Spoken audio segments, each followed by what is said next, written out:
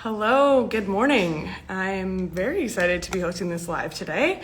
My name is Dr. Justine. I'm one of the founders of Thirdsy, and I'm going to be going live today with the wonderful Ken Sylvan, who I'm just going to go ahead and invite here.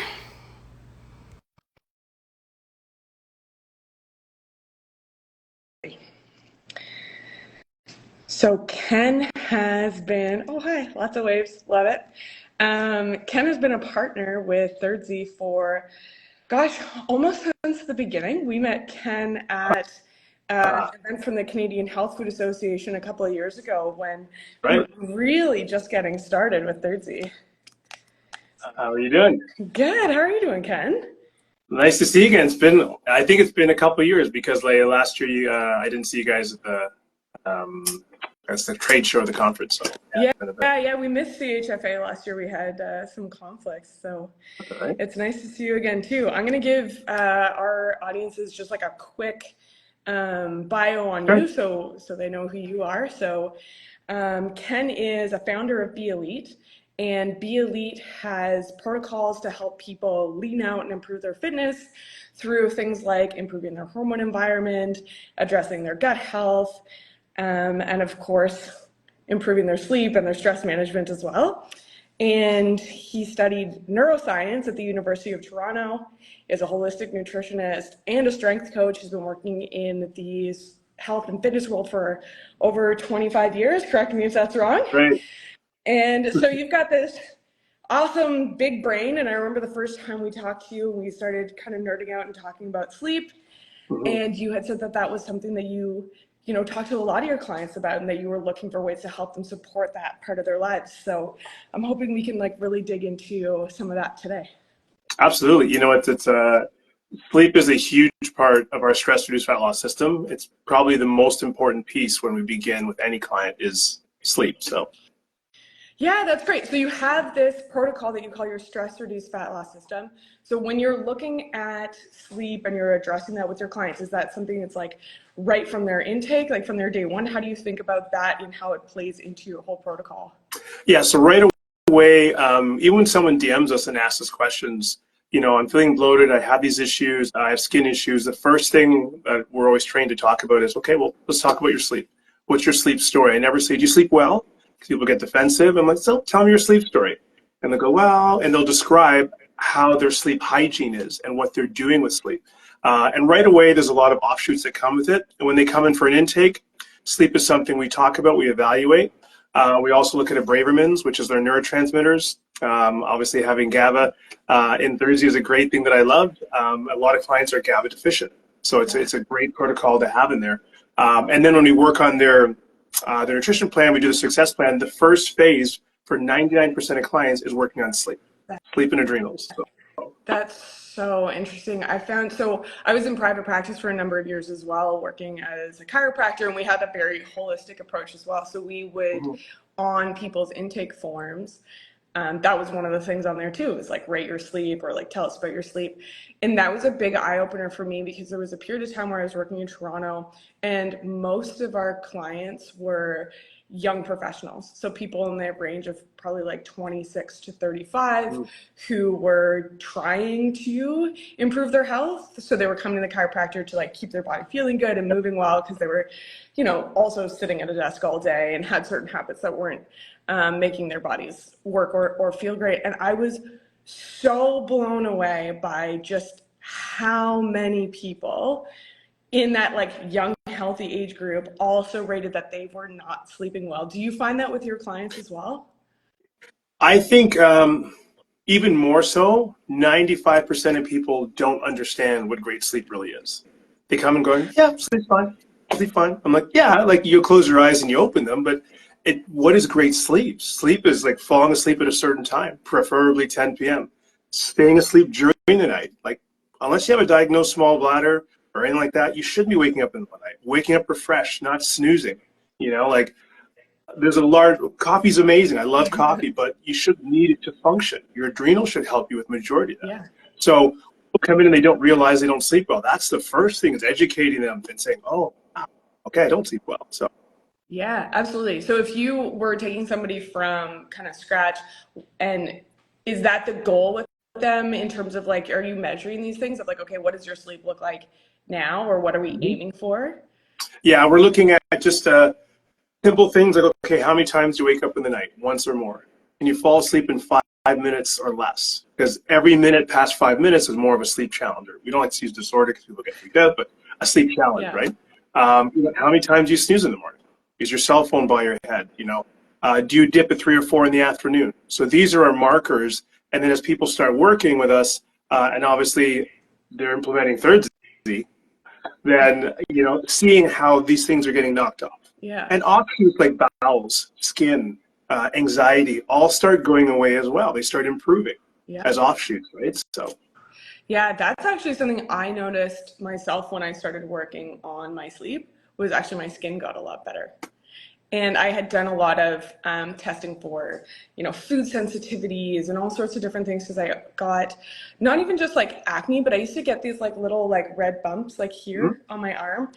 And I could never figure out what it was. Like I went on these elimination diets and I was really trying hard to dial that thing in. And I actually realized, and it almost sounds stupid being a healthcare professional, but I had my naturopath at the time tell me like, maybe this is just a stress issue. And I was like, that can't be it. I was like, there's no way. I was like, I handle stress fine. My life's not that stressful. Right. But I also wasn't sleeping very well, which is also a clear sign that your body's too stressed, that your cortisol is high, that you're probably not handling all of your life challenges how you should be.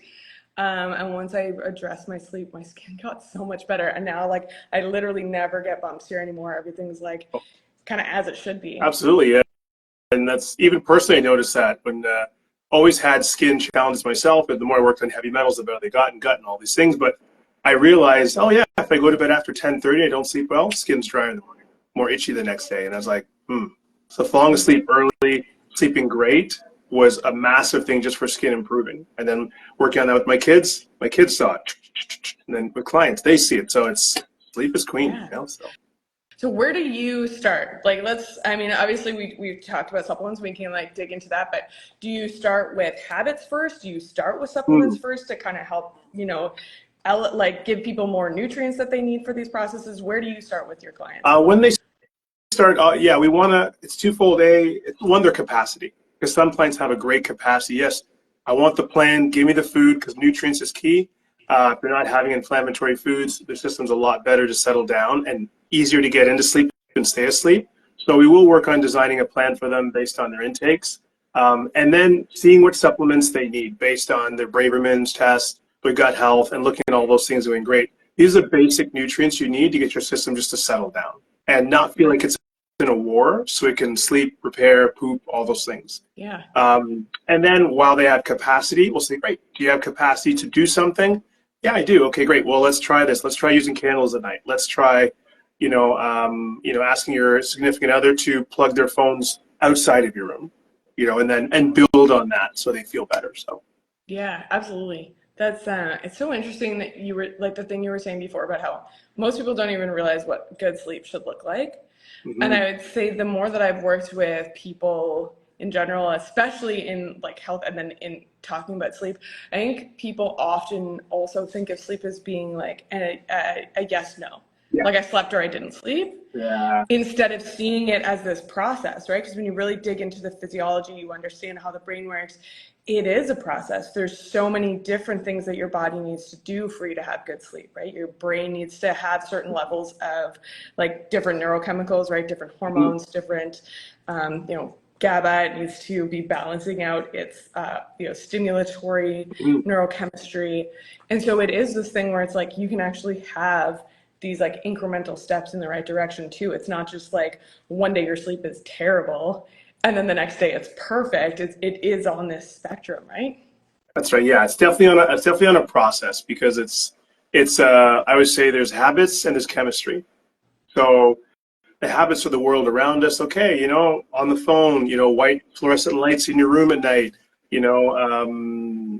Sounds, all these different things that disrupt our sleep.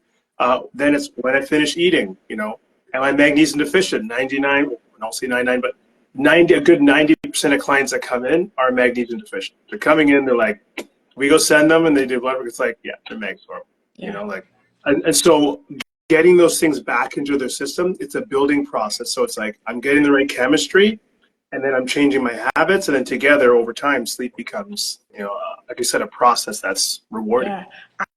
I love that. I mean, I think there, in a lot of ways, I think about it that way too, but I haven't, like, saying it so clearly like that, like there's habits and there's chemistry, makes so much sense. And then your habits influence your chemistry, and your chemistry influence your habits too. So you got to kind of dial both, where if you're improving your sleep habits and it's darker and all that stuff, you're going to see like improvements in your melatonin production, increased regularity of your circadian rhythm, and that affects your chemistry.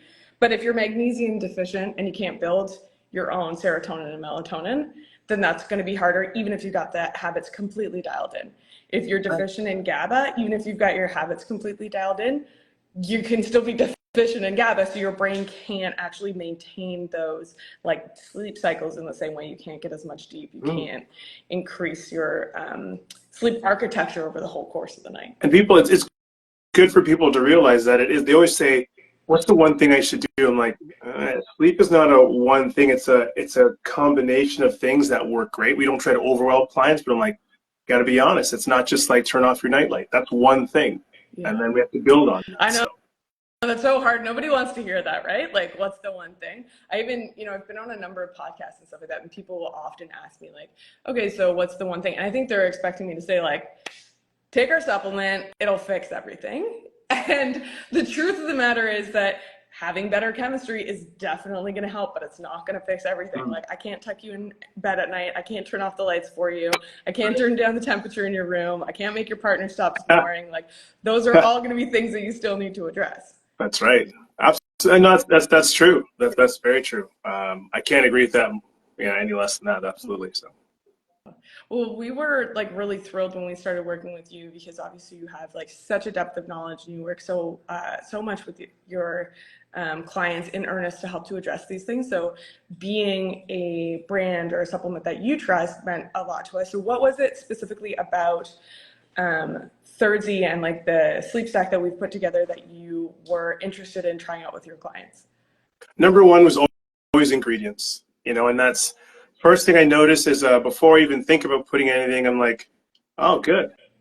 They don't have that in there. They don't have that in there. Like, in a lot of sleep supplements that I loved in the past, over time, I was like, geez, like they put like a pound of citric acid with corn derived in there. They put that in there. They put that in there. And still great products. But when clients are having reactions, or, you watch your kids have reactions, I'm like, I can't do that. I can't use that anymore. So my first thing about Thirdsy was like, I love the ingredients.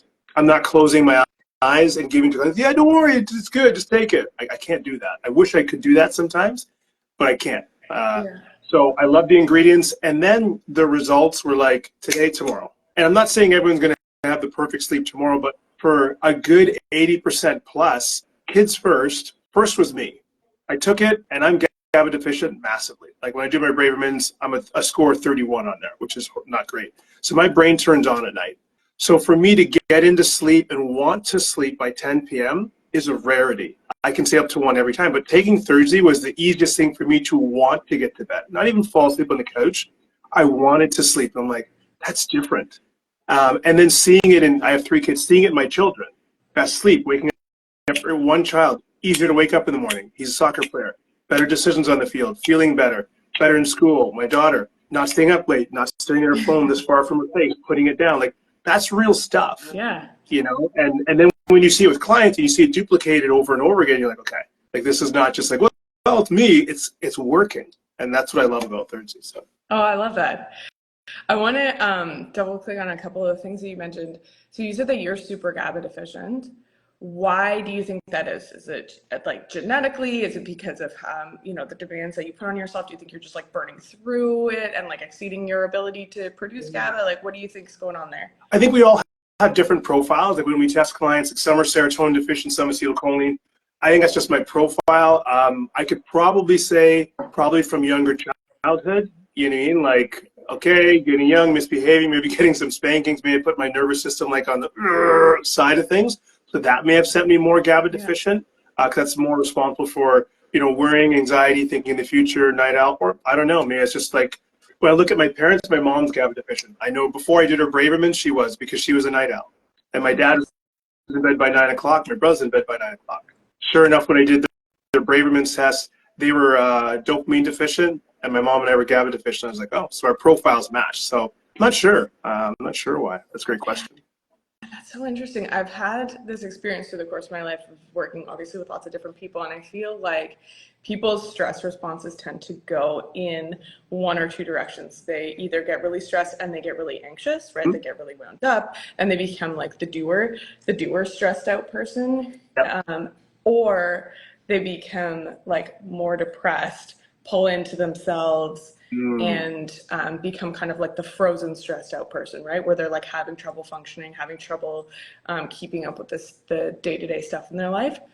And I haven't really given as much thought to like the neurochemical patterns that would go along with that, but it would make sense that the people who have like more of that anxious doer stress response would be more GABA deficient, right? Because it's just like they're firing so much more of their stimulatory neurocircuitry that's requiring GABA to be constantly trying to keep up and keep that in check, right? Yeah, and then as stress goes up, GABA goes down, and then all the electricity is like in bursts, and then that's where we get our, like, some of us just don't sleep great, some of us need to stay up a little bit later, some of us just can't focus, so it just shows the different parts of GABA. And I've even seen a lot of clients coming through using Thirdzy, realizing that when we work on their GABA a little bit, I'm just seeing trends. I'm not saying this is the thing, that people with GABA deficiency seem to have some interesting gut challenges. I'm not surprised, because a lot of the worrying and everything else can probably affect the gut. So when we start using Thirdzy, we start seeing clients improving on their gut health too, and supporting it. In terms of gut challenges, are we talking like clearance issues, like their guts are slow and they're more constipated, or less reactions to foods, less bloating, better stool, better motility, faster transient time in their gut, so things like that. Yeah, that was a little while after we had started working together, and you had given us that feedback that a lot of your clients that you had on Thirdzy were also seeing improvement in their gut. And I was wondering if it's, and I'm sure it's a combination of things, right? Like collagen's good for your gut because it helps with the tight junctions and it helps with gut permeability, and then it also helps with inflammation. Magnesium's good for your gut because you've got so many different pathways that are dependent on magnesium. GABA also good for your gut. So I'm sure there's like lots of different reasons, but it interesting that we were seeing that, because there's always things that you don't anticipate, like side benefits. Also, so for some people there can be like side net negatives, like people who have said like this doesn't work for me for this or this reason. But seeing that improvement in gut health is also really exciting, especially knowing how much the gut and the brain activity are connected to, right? Where if you're supporting one, you're typically supporting the other too. Right, yeah. And you know what? Having clients who have constipation or bowel issues, I'd say almost 10 out of 10 people would be like, yeah, when I take Thirdzy, I'm going. And interesting. For that, they wait that or rest from that, they're waking up happy. They're waking up like, I've been going in 20 years and I'm going now regularly. It's not painful, it's not watery, it's a nice stool the way it's supposed to be. That's another great thing that comes out of taking Thirdzy. And it's not like, oh, I went, but my stomach's hurting and I'm bloated and it's painful. I just went to the bathroom. Do you think that if they were improving their sleep otherwise, without addressing some of this chemistry stuff, but were just focusing on habits, they would be seeing the same results? I think some people can get away with it. They can get away with it. Like, okay, just work on chemistry, just work on that. But I think it's important. You hit a point where some people need more habit-based and some people need more chemistry. It depends on who you're coming in with. But at the end of the day, if you want your sleep to be amazing, and I always say that you don't want your sleep just being fine. You want it amazing. So there's key parts of it, like having magnesium, having the supportive items. Those are key parts of it. And then, you don't want to sleep with your cell phone by your face. Those are supportive items, supportive. But there's some things it's like, I can't lose these things. Like I'm taking magnesium, I'm taking Thirdzy. Like, totally.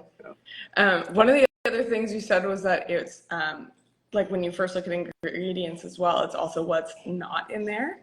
And what's interesting is like basically why 3rd-C exists is from that perspective. For me, I was looking for something that I wanted to take regularly. And even though there was a number of supplements that I had found that had things that I wanted to take, they almost always also had, or pretty much always had, other things that I didn't want in there. What are things that you tend to avoid? I would say specifically for sleep supplements, but for supplements in general. Citric acid's been a big one because, like I said, that was in a number of supplements that I was using for clients before, and just watching where they're derived from, realizing they're corn derived and all this other stuff. I was like, I'm going to stay away from it. You know, that's a major one. Then I still notice a lot of times we see things like, you know, the sunflower lecithins, you know, the sunflower oil just kind of getting put in there. And if clients have a lot of seed challenges, which more clients are coming up with these days, or realizing, again, it's like, oh, okay, like I'm trying to fix their gut. I can't inflame them, you know? So those are two major things that I look at. And then obviously, I think in our realm, you don't see this much, but even things like sucralose and stuff like that, like, you know, there's a certain level of supplements where people will add that in and no one cares. But I think when you get to the level that we're playing in, people are aware of what sucralose is you know, can kind of be and do to them, right? Yeah. So not having those three are big ones for me. Yeah, so. that makes a lot of sense. What about like specifically some of the active ingredients? Like, do you work with any of your clients with like different like cannabis derived substances like CBD, CBN, THC, that kind of stuff?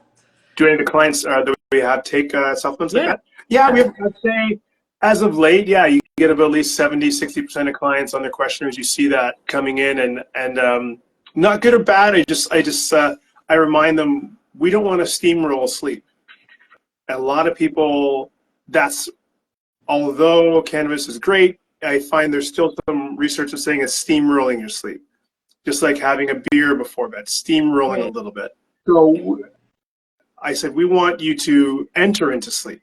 And so being able to move them from like a supplement like that to honestly like a 3rd-C has been great, because not only do they have more of an easing into sleep, they're waking up feeling better, but it's also affecting how their weight and stuff is too. They're able to get leaner, perform better, and make better decisions whether it work or not. And that's some of the feedback we've gotten is just from changing that. Yeah, I think that's a big challenge is changing people from using any kind of cannabis stuff to that. It's been challenging, but it's doable for sure. That's so interesting, because I've spent a lot of time, obviously I do a lot of research specifically on the biochemistry aspect, and you know, with the cannabinoids, it's definitely a new area of research, and there is some, you know, literature certainly to support use of things like CBD and now CBN for sleep. I had used both, and you know, like I like to be my own guinea pig and try different stuff out. You got to be your own guinea pig, absolutely. And I didn't find that CBD did anything for me, and I tried a few different types, and I think obviously there's also huge genetic variation in what is your endocannabinoid system like, how do these different things play specifically with your biochemistry too. And so the main reason I didn't even, you know, either put CBD in the product that we currently have or haven't started to think about having any products in our catalog that have CBD was mostly because it didn't work for me, which is not always the best way to go. Like, I'm just like an N=1 study, and I know that there are people who really swear by it and find it super helpful. But I think like some of the research that I have read has also, that thing you were talking about, you know, kind of steamrolling your sleep, is brain activity during sleep is really important, right? It's actually the thing that makes you feel good in the morning. And you want to have strong electrical activity in the brain, right? Like strong sleep spindles. You want to have those appropriate brain waves that are like really flowing in the right way, whether you're in deep sleep or REM sleep, to accomplish everything that your brain's trying to accomplish. And I think that one of the things that cannabis does is it actually dampens brain activity, which when you're shooting for a certain state, like if you're using it, for instance, to calm yourself down when you're anxious, is great. Because sometimes the reason you're anxious is really you've just got so much activity firing. But when it's disallowing the natural processes to happen and the firing appropriately of that stronger sleep architecture, then you're just not going to feel good in the morning. Like you maybe will fall asleep and stay asleep, but when you wake up, you're not going to feel refreshed, energized, and like you had a good night's sleep. And not the same way anyway. A lot of people say, no, but I feel great. I'm like, yeah, for what you know. Like, Yes. but when you actually try something and feel what sleep is ideally like, you'll be like, okay, Yeah. that's different. Something's different with that. I felt better. And a lot of what I get is I feel less edgy or down as a kickback in the morning when I use Thirdsy than when I use any CBD. And it's not just once, not just twice, not just 10 times. I'm seeing like 20, 30 times. I'm like, okay, same info, same info, same info. So there's something there, you know, to look at. Absolutely. Do you find there's a difference in your clients depending on age range or gender With in terms of taking their with how they respond to Thursday? yeah, or just like in terms of like what their sleep is like when they come in and maybe how difficult it is to start to push the needle to seeing improvements and changes? I find most people, if I'm dealing extremely younger, like athletes that are coming in and they're more in their teens, it's just that crazy right now. I can't get to sleep before midnight. Yeah. It's like more of like a stimulation issue with those people. Yeah, they're like, my brain's, and I get it. There's that time in their life where going to bed at 1, 2 in the morning is normal. But when you're an athlete, you're still making poor decisions on the field the next day. Right. When you're not sleeping properly. And that's the biggest thing about getting to bed. So for them, I see that change. I find sometimes as we get a little bit older and people start pushing into their, I'd say 60s, 65, they start saying, I don't need as much sleep. And yes, there is, I guess, some research saying that. Again, if you don't need as much sleep, insulin should still be good, digestion should still be good, inflammation should be down, joints shouldn't be there, you shouldn't have muscle restriction. All these things shouldn't be then. So don't say, I don't think I need as much sleep. I can function on less unless all these capacities are coming with them. And if they aren't there, then you do need better sleep. You do. Yeah, and is it really that you don't need it, or is it just that you're used yeah. to it? Right. Yes, that's right. You're just used to functioning at this way, but until you're like, oh wow, I have no joint pain. Oh wow, wow, my mobility's better. Oh, my back's not stiff. You know, all these things you think are normal that come from just having chronic inflammation from not sleeping. You know, once you realize it's gone, it's like, oh, I've just been dealing with crappy sleep, and I just thought that was normal. Yeah, absolutely. I mean, when we look at sleep, especially sleep in older cohorts, part of it is also that you're losing the ability to produce strong electrical signals in your brain, which is hallmark of then the start of a lot of neurodegenerative conditions as well, right? Like having memory loss, having, the starts of, obviously we don't want to get too far into like pathology, but things like Parkinson's, Alzheimer's, like all of pretty much anything that goes wrong with the brain, you'll see sleep pathology associated with it. That's right. And it's like chicken or the egg, right? Is it that this brain's no longer strong enough to create good sleep? Or is it that we've had like poor sleep leading to breakdowns in how the brain works? I think one of the most powerful things I ever saw was in a course maybe 20 years ago, and or maybe 20 years ago. And they had a map of North America, and they showed, sleep challenges, people getting worse at sleep, and the same states highlighted showing obesity going up. And it's kind of a mirror, like we're not saying which one happened first, but there's a direct correlation with sleep getting worse over the last 7 years and obesity going up. Same state, same highlight, and I was like, whoa. They took them and they put them on top of each other, and I was like, okay, so sleep's important, as a coach. So yeah, absolutely. And then like obesity, and I haven't worked a lot with obese populations, so I'm definitely less well versed to speaking to that than you are, for sure. But obesity has so many challenges, right? There's biochemical challenges, there's neurological challenges, there's inflammation challenges, and it's really just like it's almost like every single one of your biological systems has gone off the rails. Yeah, you can just list them forever, so we won't go there, but there's so much that there's enough to say that sleep's important for pretty much for any function that you can talk about. There's some sort of link to it. So yeah, absolutely. Are there any questions that you have gotten from your clients or your audience over the last little while, specifically about sleep or supplements or anything else that you want to touch on? Let's see, sleep supplements. I had a couple about Thursday Direct. I said, but sleep supplements. I guess one of the biggest questions that people had is, when can people start taking them? I've always had my answer. I said, but obviously that's, you're the expert. So I said, let me ask you a lot of people, can my kids take this? Can my this take that? So. Yeah. And then from my side, there's like the the actual answer, and then there's also the answer that we're like legally allowed to give. Because certainly, right? Like certainly there's restrictions from the perspective of even the available scientific literature, right? Yeah. Where it's not considered ethical to study certain things on young children. It's not considered ethical to study things on pregnant women or nursing women, which is also a question I've had, and maybe it's more timely and top of mind because I'm actually also currently pregnant. I'm like 8 months pregnant. So, and That's awesome. yeah. And, it's so interesting that people will say, is this something that I can use? And like legally, we're like, talk to your doctor. Which isn't always a great source because, a lot of medical doctors are experts in a lot of other places, but natural supplements maybe isn't their area of expertise. But because there's very little research, like clinically studied data on those populations, it's difficult. So I will say anecdotally, I have two lovely stepdaughters who are 9 and 10, and we give them little half scoops, especially on days when they're like coming in hot from activities towards bedtime and they're more, wound up and more stimulated, and they're going to need a little bit more support to get into that realm.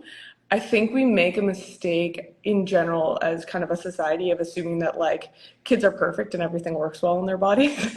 Like kids need support too. Kids need support counteracting all this stimulation that they get all day long. Kids often have very nutrient poor diets. Like one of our my stepdaughters in particular, she's a very picky eater. I would go as far as to say she's probably like quite undernourished in specific ways. And so I think when you're looking at how do I think about supplements for my kids, it's like thinking about that. It's like, okay, what nutrient gaps are we filling? And then how are we expecting this to impact their system?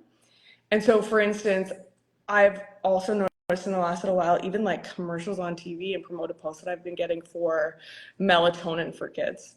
And I would say melatonin production for children is almost never a problem. In fact, up until your child is puberty aged, they typically actually have a lot of melatonin production, and it's one of the things that suppresses the onset of puberty. So if your kid's not falling asleep at night, chances are the problem isn't melatonin. Yeah.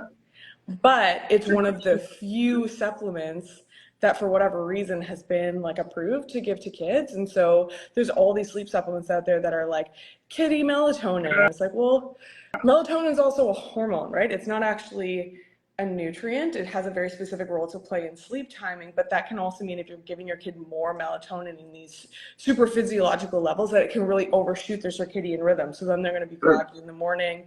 They're going to have trouble getting up in the morning. And so from my perspective with our kids, we definitely dose it down, just like you would with anything, right? You don't give an adult the same amount of Tylenol as you give to a kid. If they have, an earache or whatever, you're dosing it down, and you're trying to help to fill in some of those biochemistry gaps of like, okay, maybe they're a little low in GABA. Like, are they super wound up? Are they having trouble regulating that system? For sure. Maybe they're probably low in magnesium, because we just about all are low in magnesium. Yeah. So it's that's where, with kids, with those types of populations, how young can you start? I mean, you're always going to be taking on the responsibility for making that decision for your child. I agree with that. But for us, it's something that we've found a really helpful tool with our 9 and 10-year-olds. I started, when my kids were babies, I found magnesium lotion. I rubbed it on their feet or behind their knees after their bath, and that kind of helped just kind of calm their nervous system, because they were probably growing up in a time when cell phones were still, they were around, Wi-Fi was there, and I'm like, your nervous system's developing with this. Yeah. I need you to help.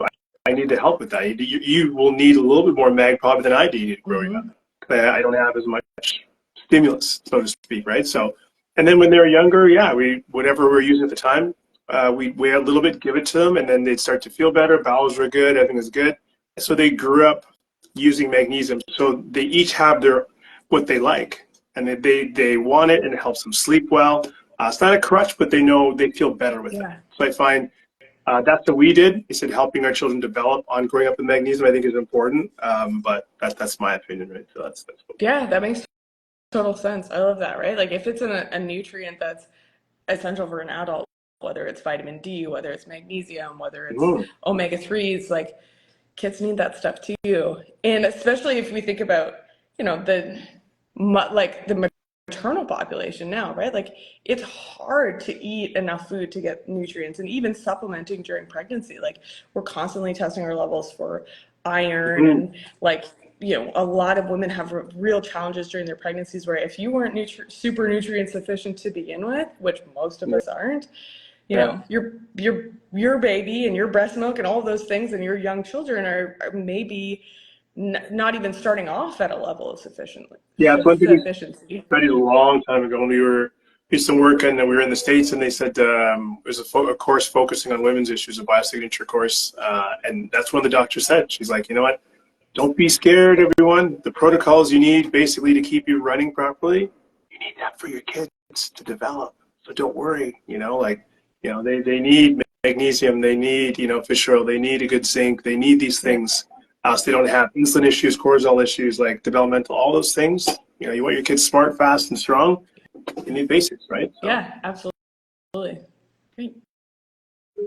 Anything else you want to touch on? I know we're kind of planning this 10:30 to 11-ish, so we're kind of. I could blast forever. I could talk about this all day. I was going to say one of the questions, I guess, and I had a client ask once, and I think they're a coach, is what made you guys pick GABA in Third Z? Because you don't see that as a lot of a product. So what made you think, I'm going to put GABA in there, versus, I don't know, valerian root or something else? What made you choose that as a thing? That I had that question. That's such a good question. So in one of my original stacks that I was using and playing around with researching whatever, I actually did have valerian root because, as you know, but probably a lot of other people don't, valerian root works along your GABA pathways to actually promote your natural production of GABA. And so from my perspective, anything that's going to help promote your natural pathways and output of something is often a more gentle solution than something that just replaces something for you or gives it to you if your body can make it, right? Something like magnesium, your body can't make it, you got to take it. Yeah. Valerian root tastes and smells really bad.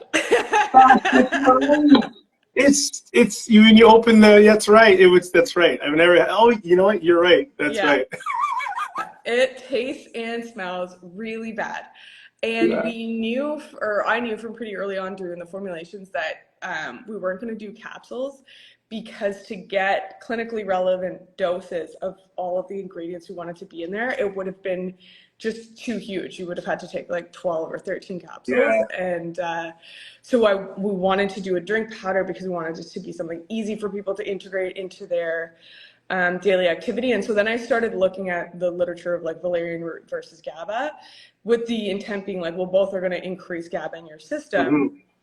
And made the decision to use GABA instead because it was going to be a lot more palatable. And for some people, even if you're supporting your GABA pathways to produce more, if your body is struggling or you don't have enough of the precursor molecules, your enzymes aren't efficient, all of those things, you just might not be able to make more GABA. So actually just putting it in there for people. And GABA is probably, I would say, maybe the most controversial decision of what's in there, because for a long time it was believed that your body couldn't absorb GABA anyways, because it's a fairly large molecule. And so the feeling was the only reason that you feel anything when you take GABA or you get a benefit from taking GABA is if you have leaky gut or you have problems with permeability across your blood-brain barrier. But that's actually been shown to be incorrect. You actually do have transporters for GABA in the gut and across the blood-brain barrier. And then the other consideration that I had put into, okay, well, even if we're having issues across the blood-brain barrier, which is the tighter, smaller, like more difficult barrier to get across than the gut, you know, more than 70% of our neurotransmitters are actually made and used in the gut. And so if you're running deficient on something like GABA, having more of it in your gut, which is what happens when you take it, right? When you like drink it, can help to spare GABA so that you have more in your brain. So even if it's not the stuff that you're taking being absorbed, you know, passed along vagus nerve all the way up into your brain, blood-brain barrier, all that stuff, if you have more in your system, that's still going to help you to not deplete the levels that you have. Got it. And I have another question. This is the question this person was probably asked the most, and it's nothing scientific. It was just more like a curiosity. People said they noticed that the scoop changed. So like, was the scoop changing because it went from like I said one size, then it was another size, and they're like, well, they just asked, how come the scoop's bigger? How come this? They, you know, like people just ask these questions, right? So I said, well, I don't know. I'm not sure. So what was, I guess, some of the thought process? There's a lot of inquiring minds. Why did the scoop change? Why did the scoop so change? simple, but. That's so funny. That's a good question. That's been something. So like as we've you know, been in market, we've also been iterating on the product and trying to make improvements. And so, for instance, now the magnesium that's in there, it's a magnesium bisglycinate instead of a magnesium citrate. I noticed that. And that also increased our scoop size. So magnesium bisglycinate is a massive molecule compared to magnesium citrate. So it took us from a 13.5 gram serving to a 14.2 gram serving, which also necessitated a change in our scoop. So that was yeah, people just ask like, what's it for? Like, am I taking too much now? Whatever. I'm like, I don't know. No, it's fine. I'm sure there's a reason. I said, you know, but I didn't know I was going to speak to you. I probably got that question the most, but there's your answer, everybody. There's your answer. So. Yeah, it's so, anytime you change something, it can be tough, right? Because if people really like how their experience was before, you're kind of risking that they're not going to love it as much moving forward. But our belief was that switching over to the bisglycinate, just based on the literature, based on how well the bisglycinate has been shown to help with like calm and specifically sleep, was like totally worth it.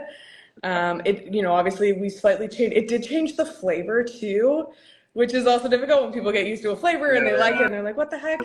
Because different amino acids taste different.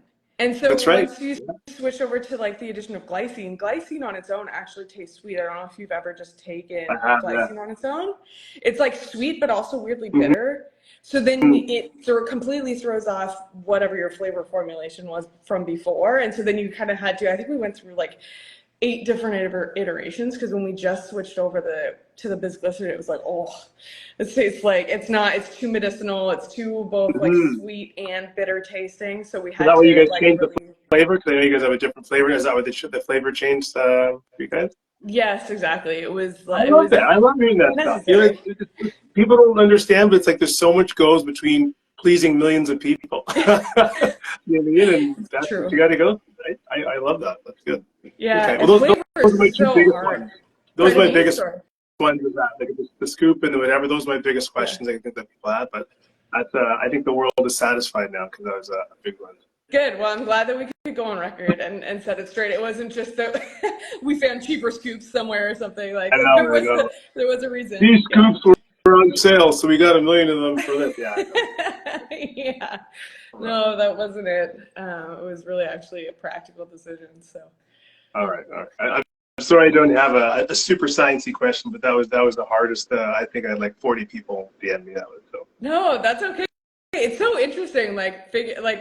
That's good for me to know too. Is like, how many people actually do notice this stuff? Sometimes you wonder, like, is anyone going to notice if the handle is like a quarter of a centimeter bigger or whatever? No, people notice. Yeah, they know. Yeah. And, you know, because we put on clients' plans, it's not just people reaching out online. When clients come in and they're working with us based on their Bravermans, they're getting a certain product, and a lot of them are getting Thursday. So the feedback is always there, right? Yeah. So that's cool. So. Cool. Well, thanks for that. This has been so fun talking to you. I love being able to nerd out on this stuff. Me too. I was someone who actually knows all the stuff. You know quite a bit. I'm sure you could nerd out for a while, but I'm sure you have things to do as well. So. Yeah, got to get back into the week and keep crushing it. But thanks for making the time to do this. I really appreciate it, Ken. It was great talking to you. No worries. Anytime. anytime. Awesome. All right. Take care. Yeah.